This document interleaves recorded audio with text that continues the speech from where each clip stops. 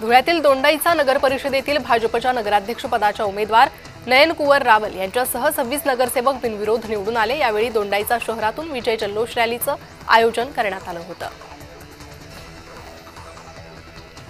सातारा नगरपालिका निवडणुकीसाठी खासदार उदयनराजे आणि मंत्री शिवेंद्रराजे एकत्र आले असले तरी त्यांच्यासमोर पवार गटाच्या सुवर्णा पाटील यांचं मोठं आव्हान आहे।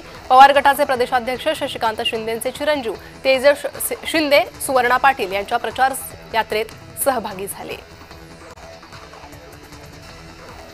भंडाऱ्याच्या तुमसर नगरपालिकेच्या निवडणुकीत राष्ट्रवादीकडून उमेदवारी न मिळाल्यानं सागर करणे बंडखोरी करतात। अपक्ष उमेदवारीवर निवडणूक लढवत आहेत, तर राष्ट्रवादी उमेदवारांच्या प्रचार सभेत प्रफुल्ल पटेल यांनी बंडखोरांवर निशाणा साधलाय। चाळीसगाव निवडणुकीत बोगस मतदानासाठी बनावट ओळखपत्र बनवण्याचं काम सुरू आहे, असा खळबळजनक आरोप महाविकास आघाडीनं केलाय। याबाबत मवियाच्या नेत्यांनी प्रभाग क्रमांक 1 ते 18 मधील सर्व मतदान केंद्रांच्या प्रवेशद्वारावर कॅमेरे बसवून संपूर्ण मतदान प्रक्रियेचं चित्रीकरण करण्याची मागणी केली आहे। ठाकरे गटाचे नेते अनिल परब यांनी संजय राऊतांची भेट घेतली। यावेळी त्यांनी संजय राऊत यांना भेटून तब्येतीची विचारपूस केली। रोहित पवार बाबांच्या खांद्यावर बसून आमदार झालेत, तुमच्यात हिम्मत असेल तर एकतरी नगराध्यक्ष निवडून आणून दाखवा, असं आव्हान गिरीश महाजनांनी दिलंय। शिवसेना खासदार श्रीकांत शिंदे बुधवारपासून उत्तर महाराष्ट्र आणि मराठवाड्याच्या दौऱ्यावर आहेत, तर नगर परिषद निवडणुकीसाठी ते प्रचार सभा घेतील। यशवंतराव चव्हाण पुण्यतिथीला प्रशासन आणि राजकीय पदाधिकारी उपस्थित नसल्यानं सुप्रिया सुळेंनी नाराजी व्यक्त केली आहे। याबाबत मुख्यमंत्र्यांना पत्र लिहिणार असून त्यांचा मानसन्मान राखला गेलाच पाहिजे, असं सुळेंनी म्हटलं। बीडमध्ये अजित पवार यांची जाहीर सभा झाली। या सभेत बोलताना त्यांनी रामकृष्ण हरी हा शब्द उच्चारला। यावेळी उपस्थितांपैकी काहींनी वाजवा तुतारी असं म्हणत प्रतिसाद देखील दिला। त्यानंतर आयोजकांपैकी एकाने दादांना एक चिठ्ठी लिहून देत या रामकृष्ण हरीचा वेगळा अर्थ निघू शकतो असा निरोप दिला। त्यानंतर अजित पवारांनी सारवासारव केली। भाजपचे प्रदेशाध्यक्ष रवींद्र चव्हाण आज प्रचारासाठी सिंधुदुर्ग दौऱ्यावर आहेत। रवींद्र चव्हाण यांच्यामुळे महायुती तुटली असा आरोप निलेश राणेंनी केला होता। या आरोपाला जाहीर सभेतून रवींद्र चव्हाण काय उत्तर देणार हे पाहणं महत्त्वाचं आहे। भाजपचे जिल्हाध्यक्ष आमदार अतुल भोसले यांनी यशवंतराव चव्हाण यांना अभिवादन केलं, तर साबरमतीत धर्तीवर यशवंतराव चव्हाण समाधी स्थळाचा विकास करण्याचा मानस अतुल भोसले यांनी व्यक्त केला। जे नेहमी माझ्यावर घराणेशाहीचे आरोप करत होते त्यांचं तोंड बंद केल्याची प्रतिक्रिया एकनाथ खडसेंनी दिली आहे। सावकारे यांनी तिकीट त्यांच्या पत्नीला दिलंय। जामनेरमध्येही मंत्र्यांच्या बायकोला तिकीट दिलं। मी घराणेशाही राबवतो असं महाजन म्हणतात, आता तुम्ही कोणती शाही लावली असा सवाल खडसेंनी केलाय। निलेश राणेंनी रवींद्र चव्हाणांवर निशाणा साधलाय। रवींद्र चव्हाण महाराष्ट्र सोडून सिंधुदुर्गमध्ये त्यातही मालवणात प्रचार करायला येत आहेत। उद्या आम्ही जिंकलो तर कुठे तोंड दाखवणार असा सवाल त्यांनी केलाय। इम्तियाज जलील यांनी काँग्रेस आणि तेजस्वी यादव यांच्यावर टीका केली आहे। बिहारमध्ये आम्ही फक्त 6 जागा मागितल्या होत्या, मात्र तेजस्वी यादव यांनी MIMला निवडून लढवू नका असं सांगितलं होतं, तर ओबीसीला जागा का द्यायच्या असं राहुल गांधी म्हणाले होते, अशी माहिती जलील यांनी दिली। कणकवली नगरपंचायतचे शहर विकास आघाडीचे उमेदवार संदेश पारकर यांच्या निवासस्थानी आमदार निलेश राणेंनी भेट दिली। याशिवाय उदय सामंतांनीही भेट घेतली आहे। संदेश पारकर यांनी राणेंची साथ सोडल्यानंतर निलेश राणे पहिल्यांदाच संदेश पारकर यांच्या निवासस्थानी आले होते। निवडणूक आली की काँग्रेस पुढ्या सोडण्याचं काम करत असतं, तर 208 मतांनी निवडून येणारा साकोलीत छाती ठोकून फिरतोय असं म्हणत आमदार परिणय फुकेंनी नाना पटोलेंवर टीका केली आहे।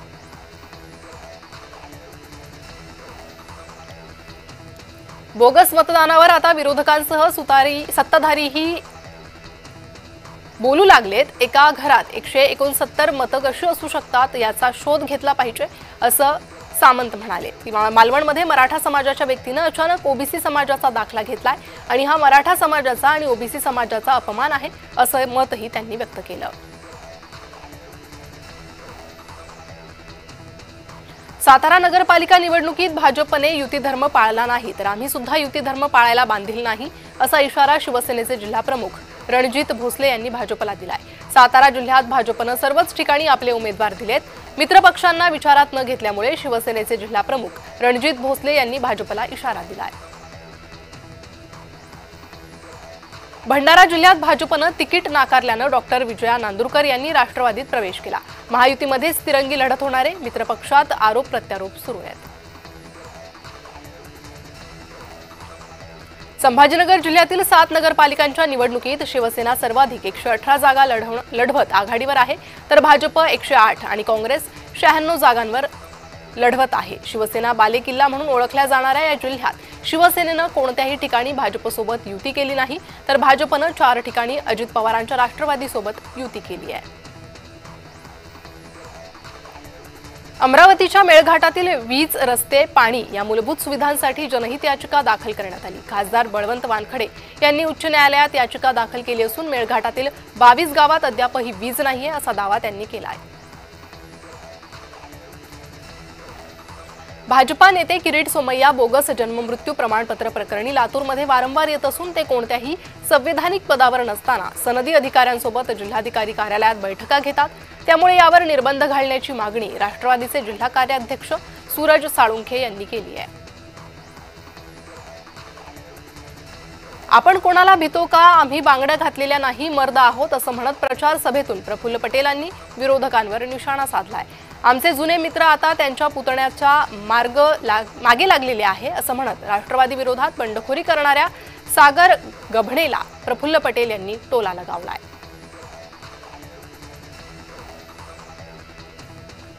आगामी नवी मुंबई मनपा निवडणुकीच्या पार्श्वभूमीवर शिवसेनेची बैठक झाली आहे। ऐरोली आणि बेलापूरमधील पदाधिकारी या बैठकीला उपस्थित होते। निवडणुकांसंदर्भात मार्गदर्शन करण्यासाठी ही बैठक घेण्यात आली। राम मंदिराचं काम पूर्ण झाल्यामुळे भाजपचं आज हर घर राम अभियान राबवण्यात येणार आहे। मुख्यमंत्र्यांच्या हस्ते प्रत्येक घरावर भगवा ध्वज फडकवण्याचं आवाहन करण्यात आलं असून आज पंतप्रधान मोदींच्या उपस्थितीत अयोध्येत कार्यक्रम होणार।